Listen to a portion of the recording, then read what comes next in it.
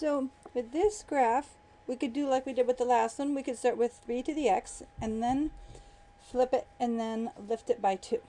But what I'm going to do is just sort of remind you, so this is just a stylistic choice. So 3 to the x is going to look like e to the x, but then we're going to make it minus 3 to the x. It's going to look down like this. I'm sorry, yeah, minus 3 to the x. That's what it's going to look like. And then we're going to lift it by 2. So this point, which is right now here at -1, it was at 1 and then it moved to -1. I'm going to lift this whole thing until it's 2 units higher. So now it's going to be at 1 because it was at -1. -1 plus 2 gives me 1. Or you could just think of it this way. Put a 0 in here, right? Anything to the 0 is 1, most anything. So 3 to the 0 equals 1. So 2 minus 1 is 1. And so we've got the basic part of our graph. But now it says label all x-intercepts, y-intercepts, and asymptotes. So the problem is we have an asymptote here that we need to label. And where is it? Well, it was at 0, and then we flipped it and it was at 0 again. We flipped around this axis. It wouldn't change that asymptote. And then when we lift by 2, it means y equals 2 is the new value of the asymptote. So we have a horizontal asymptote. Okay, now it says all x, so we got the asymptote. We have the y-intercept, we don't have the x-intercept. So we have to figure out where that is. And it also says the value of f of 1. Maybe we'll get lucky. Maybe that is the y-intercept, so the x-intercept. So let's try it. So f of 1 is minus 3 to the 1 plus 2. No such luck.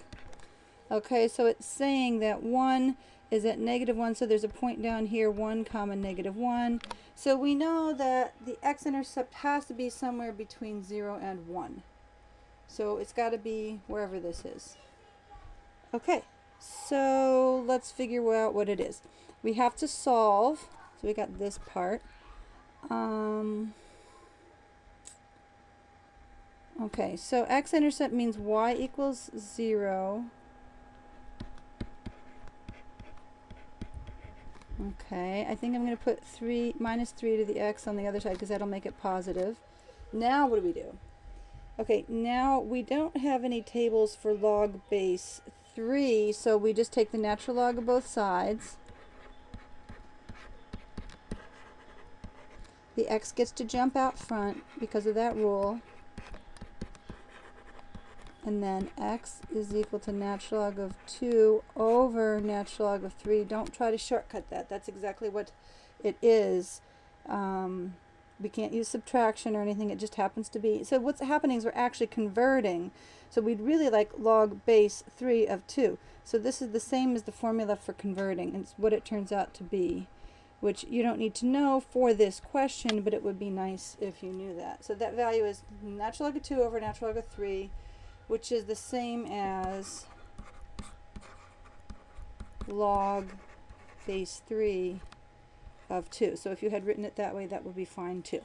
So we've got the x-intercepts, and now we want the domain and range. So the domain is all x values.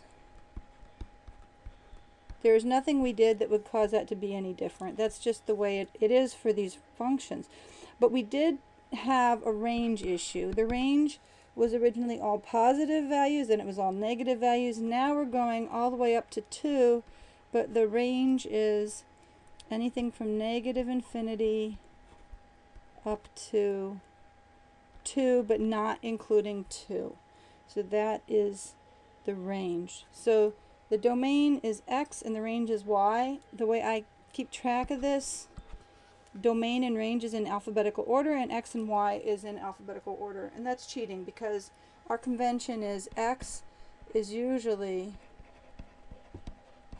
and sometimes t, but x is usually the independent variable and usually horizontal, right?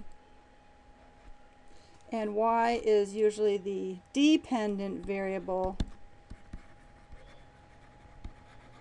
and usually on the vertical. But it's not always the case. But in this class, it'll be that way about 95% of the time. So you can just go ahead and memorize that, but don't tell anyone I told you that. Okay? But that was my memory trick. Okay, did we get everything on this problem? I think we did.